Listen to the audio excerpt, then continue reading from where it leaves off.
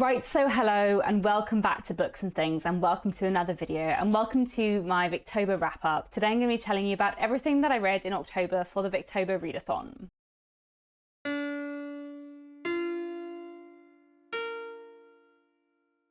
So if you don't know what Victober is, I'll leave some links down below, but it is a month-long readathon that takes place every October, all about celebrating Victorian literature.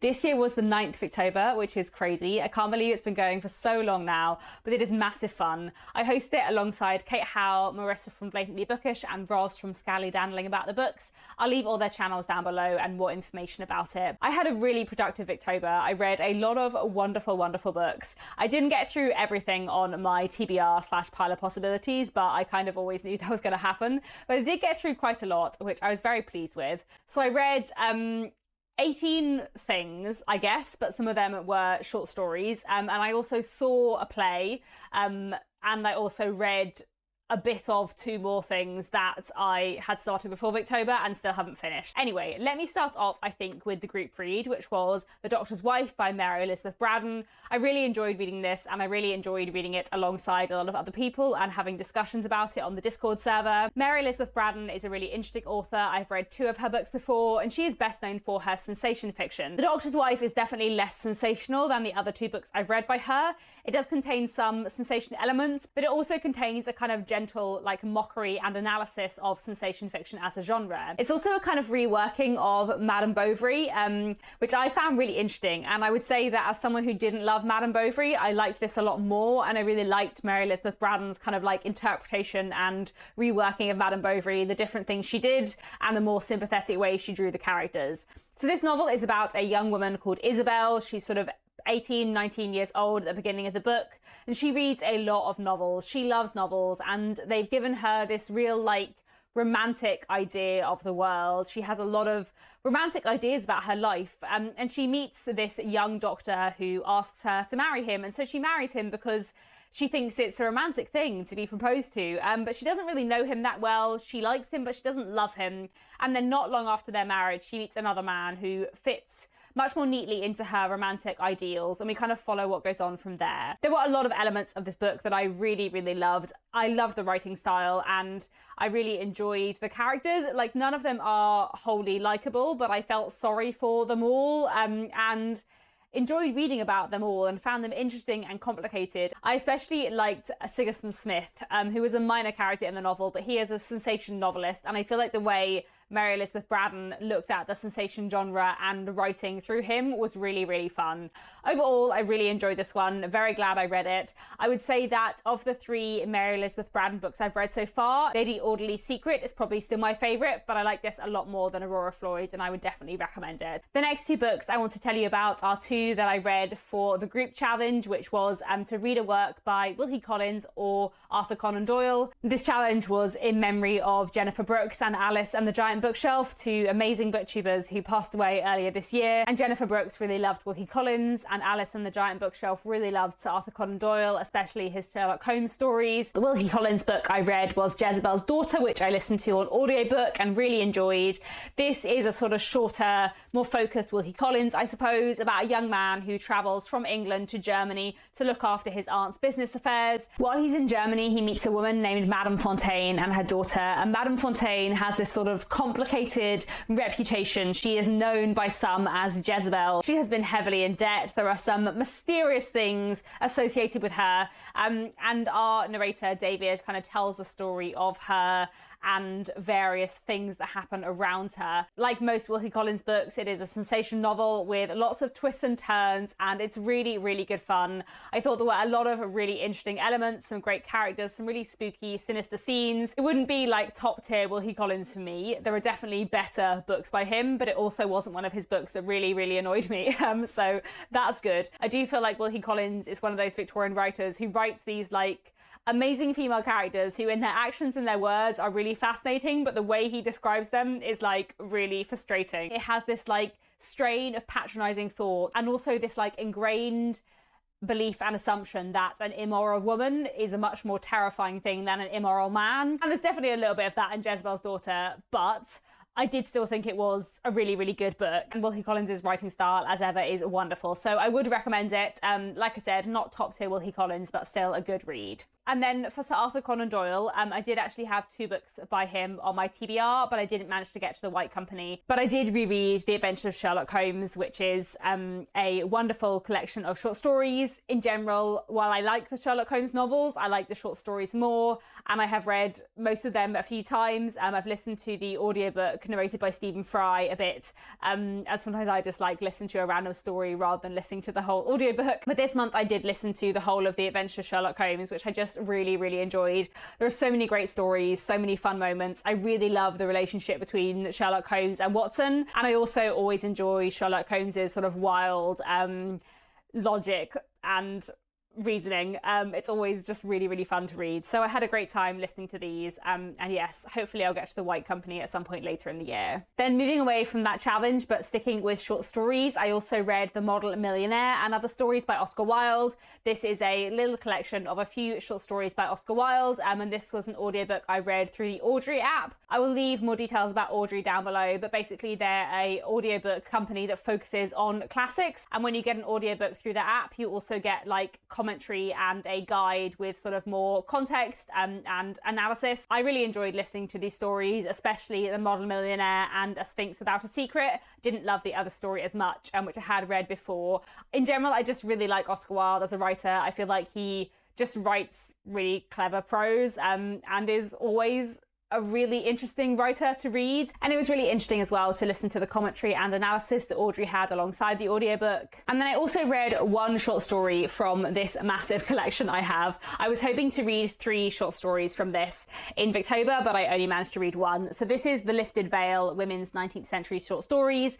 And I have read some of the stories in this before, but I would really like to read by the end of the year the stories that I haven't read before, a few of which were Victorian. But I only actually managed to read The Lifted Veil itself by George Eliot, and I didn't actually even read it in this edition. I ended up getting an audiobook of it out of the library. It's only sort of like 2 hours long because it's a sort of long short story, I guess. As you may know, if you have watched this channel for a while, I am not a George Eliot fan. I do not really get on with her books or her writing. I do really like Daniel Deronda, to be fair, but everything else I've read by her, I just have not enjoyed, and I've had so many problems with. And even Daniel Deronda, which I really like, I have a lot of problems with. But I thought I would try The Lifted Veil by George Eliot, as I had it in this book, and I really want to read all of the stories in this book. It was just fine. Like, that's my main thought about The Lifted Veil, is it was fine. Did I hate it? No. Did I like it? Not really. Like, the premise was interesting. It's a coming-of-age story about this young boy who has some sort of supernatural powers of premonition and of kind of, not exactly mind reading, but he can sort of judge other people's emotions and thoughts. And we follow him for a bit of his life, and it's fine. I probably liked the writing style slightly more than I usually do with George Eliot because it's written in first person, which I found slightly more engaging. But overall, I kind of finished the story feeling very indifferent to it. Which, you know, sometimes I finish George Eliot feeling hatred, so indifference is fine. I can't even really, like, put my finger on why I didn't get more out of The Lifted Veil in a way that I sometimes can with George Eliot, but I just think she's not for me. So I guess it's kind of good to know, a few years after the last thing I read by George Eliot, that I still don't love her as a writer, and that is absolutely fine. Talking of big long things that I read a bit of in Victober but didn't finish, I also read a bit of Vanney the Vampire. I am just over halfway through Vanney the Vampire, which is a Victorian penny dreadful, the tale of a vampire and all the people that are afraid of him. It is really, really fun, very silly, very melodramatic and over the top, but also just an excellent time. I read a chunk of this in Victober, which was lovely, but I still have quite a long way to go. I'm still optimistic that I might finish this by the end of the year, but we'll see. There are many other things I want to read. And then while I'm on unfinished books, the other book that I read a bit of in Victober but didn't finish was London Labour and the London Poor by Henry Mayhew. So this is a non-fiction work, a series of articles that Henry Mayhew published in the 1840s and 1850s about poverty and the working classes in London. I've now finished the first volume and I'm into the second volume. The first volume of this edition was mostly focused on street workers, you know, people who were selling clothes, food, drink, whatever, in the streets of London in the Victorian period. This is a really interesting book so far.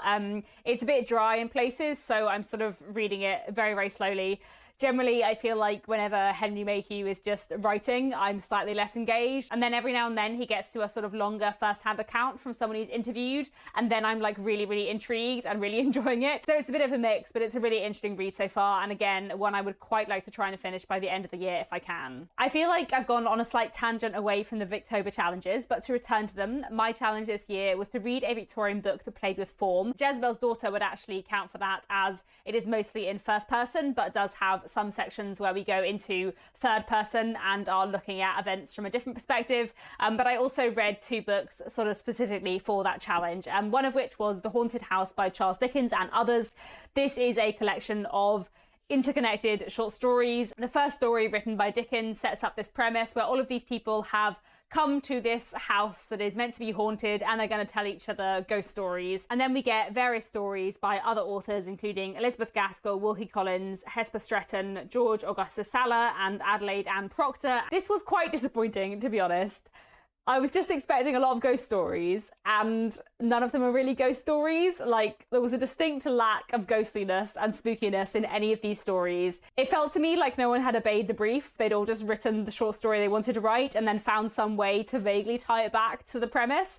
So that was a bit of a disappointment, to be honest. Not my biggest disappointment of Victober, but we'll get on to the Lancaster Witches later. Then the other book I read for my challenge was The Fate of Florence, which is another collaborative Victorian book. So this was written by 24 authors. They each wrote a chapter each, and the chapters aren't very long, so they only really wrote a few pages each. And they didn't collaborate at all. So each author would basically just read the previous chapters and then decide what they wanted to happen next, which means it is a completely wild ride. It is utterly ridiculous. Like, there are so many wild plot points, and there are also lots of like little inconsistencies and things that just like don't make sense at all. But oh my goodness, was it fun. This book tells the story of a woman called Fenella who was married very young and has since separated from her husband. But at the beginning of the book, she runs into him by chance, and then a series of very dramatic things happen. As I said, we already have the sort of unusual setup of a woman and her husband living apart, and then there's a murder, there's an abduction, there's a chase from England to America, and it's so silly.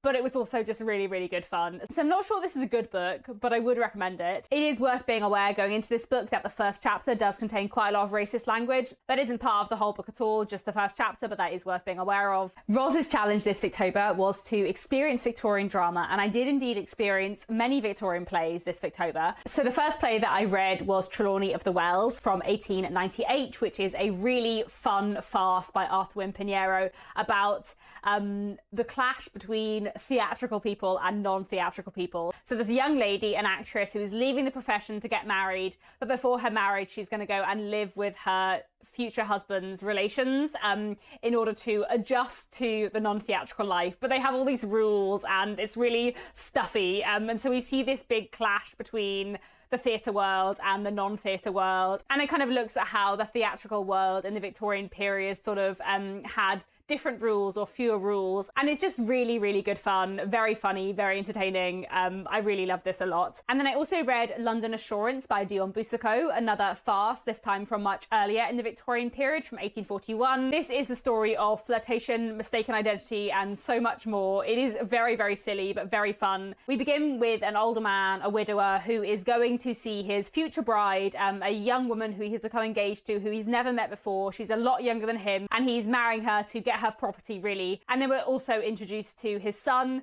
who is kind of living a double life, pretending to his father that he's very scholarly and well behaved while he goes out drinking and playing cards all night. Very silly, but very fun. I just really enjoy a Victorian farce. Then I also read The Ticket of Leave Man by Tom Taylor from 1863, which is a melodrama. This play is all about a young man trying to find employment and make the best of his life after he comes out of prison. But it's really hard to find employment because when anyone finds out about his criminal record, they don't want to have anything to do with him. And we're following kind of him and the young woman that he's in love with and various other characters.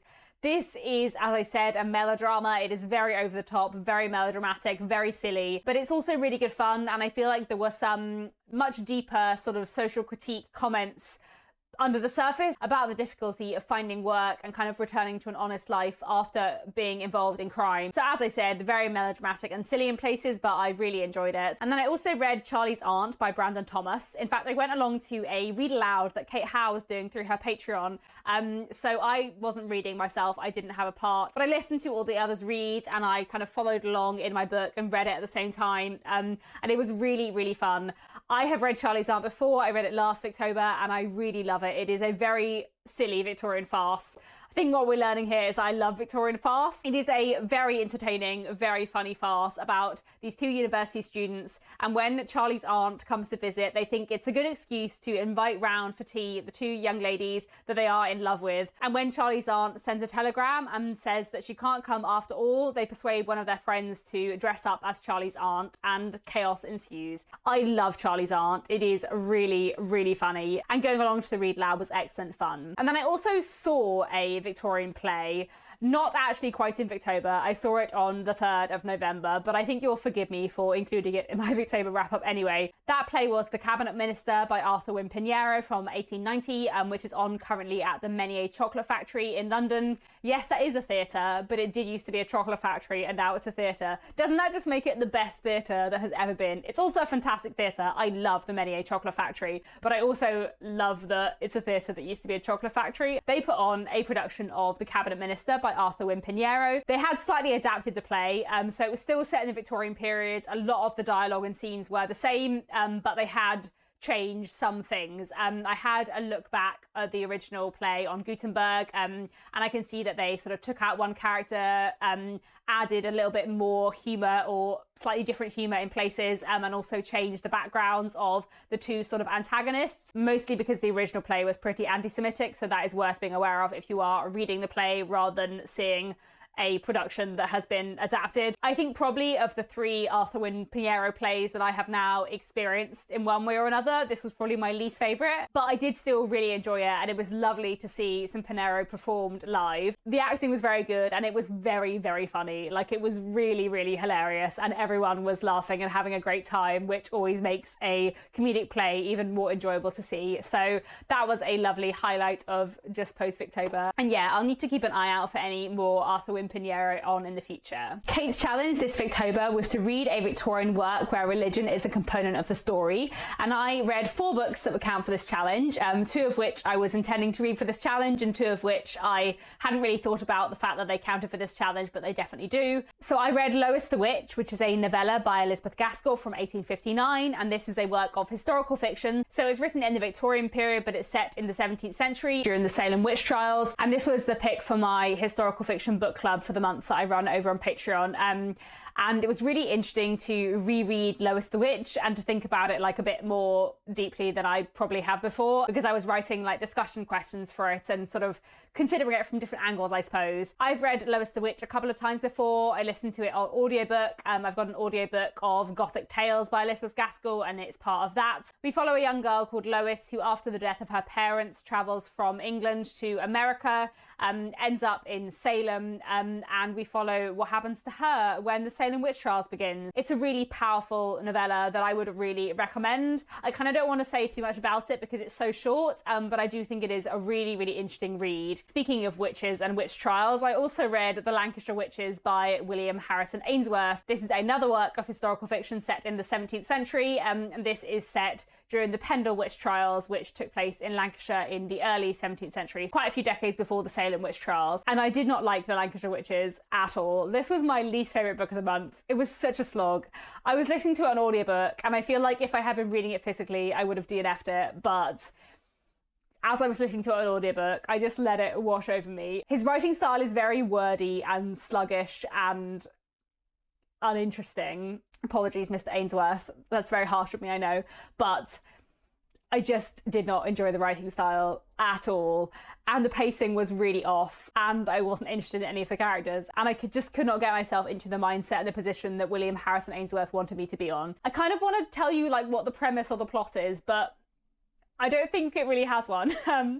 Basically, after a long and rambly prologue, we meet various characters who are caught up in some way in the Pendle witch trials. We're mostly following like the witch finders and their associates, but we're also following a young woman and the man she's in love with. And unlike Lois the Witch, which is very much like a realist look at the mindset and the psychology that led to the Salem witch trials, within the world of the Lancaster Witches, most of the people accused of witchcraft are truly supernatural beings who are evil. The magic is real, they're all under the influence of the devil, and, you know, William Harrison Ainsworth really seems to think that anyone who is a woman and not exceptionally beautiful must obviously be a witch. It is slightly more complicated than that. There is one person who is accused of witchcraft unjustly, and there is someone who has practiced witchcraft in the past who wants to repent, but in general, the people accused of witchcraft are the villains, and the witch finders are not exactly the heroes, but definitely like on the good side. And I found it very hard to get myself into the mindset that William Harrison Ainsworth wanted me to be in. And I'm not going to let him off for being a Victorian, because Elizabeth Gaskell 10 years later could clearly see that a lot of misogyny and fear of outsiders was involved in historical fear of witches,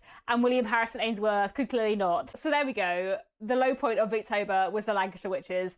Now let me talk about some excellent books. I saved the 5 best books of Victober till last, which is one of the reasons why I've spoken about the books in a slightly weird order, but there we go. Still on Kate's challenge of books that deal with religion, I read The Perpetual Curate by Margaret Oliphant, which was a really wonderful read. This is one of her Carlingford Chronicles, which I have been reading out of order and really far apart, which is definitely not the way to read them. I recommend reading them in order and closer together than I have done, because I feel like there were definitely like some little cameos in here that I sort of half got, but would have appreciated more if I had read this closer to the other books in the series that I've read. But anyway, this novel tells the story of Frank Wentworth, a young man who is a curate in Carlingford. He doesn't have much money. He's in love with this young woman called Lucy, but he knows they can't afford to marry unless he gets a living. But the only living he has a chance of getting is in the gift of his 3 aunts, one of whom really disapproves of his church politics. So there's a lot of like church politics drama in here.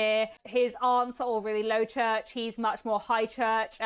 Meanwhile, his brother is thinking of converting to Catholicism, and that is a massive drama within the family. And within the midst of all of this, a couple of things happen within Carlingford that kind of threaten Frank Wentworth's reputation, and everything goes on from there. I really, really enjoyed this. There were so many lovely, wonderful moments in this book. It's so fun. I love the 3 aunts. I really enjoyed Frank as a character, and there were so many great elements in here. I also really enjoyed one of the kind of subplots in the book is about the rector of Carlingford and his wife. They're in their 30s. They're very recently married, but they were engaged for a really long time. And I felt like their plot line was just done really well and was really interesting. There was one element of a different plot line where I felt like the ending was not exactly what I wanted it to be, but overall I really, really liked it and would definitely recommend it. And then the other book that I read for Kate's challenge was Linda Trestle by Anthony Trollope, which is a really powerful short novel from 1868 about a young woman called Linda Trestle living with her aunt in Germany. Linda Trestle's aunt is very, very religious and has brought Linda up very, very strictly, and she has decided that it is Linda's duty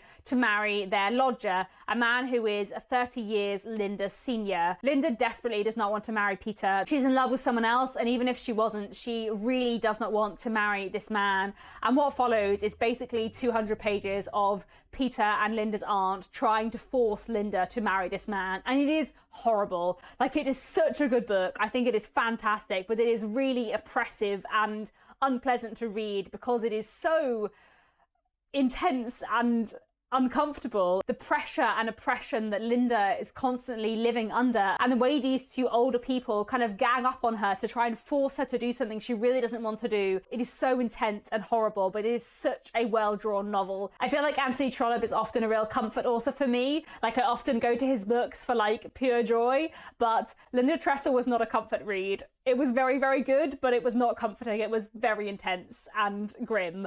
But I really thought it was fantastic. So I would really recommend Linda Trestle. Unpleasant to read, but so well written and really well drawn. And while we're on the subject of Anthony Trollope, I actually read 3 books by Anthony Trollope in Victober. Well, one I actually finished on the 3rd of November, but I'm sure you'll forgive me for including it in my Victober wrap up anyway. And this takes us on to the other Victober challenge that I haven't yet mentioned, Marissa's challenge to read a book that was originally serialized. A lot of the other books I've already spoken about today were originally serialized, including including The Doctor's Wife and The Lancaster Witches and several more. So were the last 3 books that I'm going to talk about today, including 2 Anthony Trollope books and a Dickens book. I'll start off talking about Mr. Scarras Family, which is a novel from 1883, which I finished on the 3rd of November. As I said, I was buddy reading this with Charlie from Charles Heathcote. I'll link his channel down below. I love Anthony Trollope and I basically always love his books, and Mr. Scarras Family was no exception. It was really great.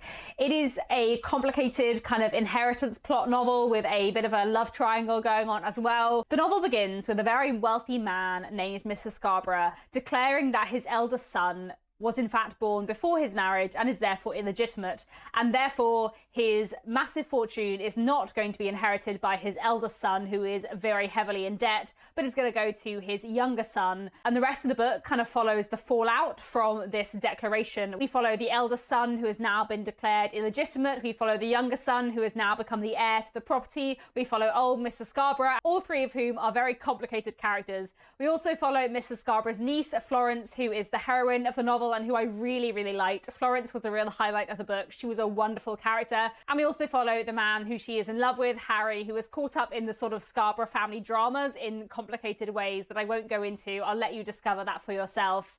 We also follow various other characters, including Mr. Scarras' lawyer, Gray, and his daughter. I really, really enjoyed their dynamic and relationship. He goes home from work every day and tells his daughter about all of his legal troubles, and she offers her wise advice. Overall, I really liked Mr. Scarras Family. There were a lot of wonderful elements. Florence was a wonderful character, and I feel like the inheritance plotline was done really, really well. I think if I had read this in a different month, I would have loved it even more. But it did pale a little bit in comparison with the next book I'm going to talk about, which was amazing. But I did still think overall that it was a really strong Anthony Trollope novel. And I think especially if you enjoy his kind of inheritance plot lines, his inheritance disputes, then you will really like Mr. Scarras Family. It is worth being aware that there is some anti-Semitism within Mr. Scarras Family. Captain Scarborough owes a lot of money to several Jewish moneylenders, and the way these characters are drawn definitely has some unpleasant stereotyping within it. Anthony Trollope is quite a varied author for this kind of thing. His novel, Nina is really, really critical of anti-Semitism, but you do still see quite a lot of stereotypes present within other books by him. Anyway, moving on to the other Anthony Trollope book that I read in October, and that was Isla's Angel. I actually started Isla's Angel back in September, but I did read a massive chunk of it in Victober, and oh, I loved it so much.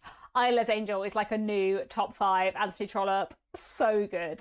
So good. This book tells the story of 2 sisters, Isla and Lucy, and after their father's death, they are split up. One sent to live with one relation, one sent to live with another, and we follow their lives and their love stories and their family difficulties from that point onwards. Lucy is in love with a young man who her family disapprove of, and Isla has a lot of suitors that her family all approve of, and she doesn't want to marry any of them. And one of the reasons why Isla doesn't want to marry any of them is because she has this idea in her mind of this angel of light, the sort of perfect man that she would want to marry, and no one quite lives up to that idea in her head. And it's just excellent. I can't explain how much I love Isla's Angel. It was so good. When I talked about Anthony Trollope being a comfort read, Isla's Angel was such a comfort and so good. It brought me so much joy and delight. Every moment was amazing. Jonathan Stubbs, new favourite Anthony Trollope character. Loved him so much. The characterisation was amazing. Portraits of unrequited love were fantastic. I feel like it was probably a bit repetitive and a bit longer than it needed to be, but I just didn't care because I loved every second. It was so good. Highly, highly recommend it. Favourite classic of the year that wasn't a reread. Favourite Victorian book I've read since probably the best book last Victober. New top 5 Anthony Trollope. What an amazing book. Cannot recommend it enough. Finally, we have one more book to talk about, which is another book actually that I started in September and finished in October, and that is The Mystery of Edwin Drood by Charles Dickens. This was a reread for me, but it wasn't a reread of a book that I know really well, if that makes sense. I hadn't read The Mystery of Edwin Drood since I was 18 years old, so that was quite a long time ago now. This is Dickens's last unfinished novel. He didn't finish it. He died halfway through, literally halfway through. He'd written half of the planned serialized parts. This novel is set in the cathedral town of Cloisterham, and we're following various characters, including a young man called Edwin Drood, who is engaged to a woman called Rosa Budd. And they've been engaged for a long time. Their parents really wanted them to marry, but neither of them are necessarily that keen on it. Meanwhile, Edwin's uncle, Jasper, is harbouring a secret passion for Rosa. And all of this drama is unfolding when then one night Edwin Drood vanishes. And we will never know what happened to him because the book is unfinished. I have made a whole like hour-long video about the mystery of Edwin Drood, so I'll leave that linked down below.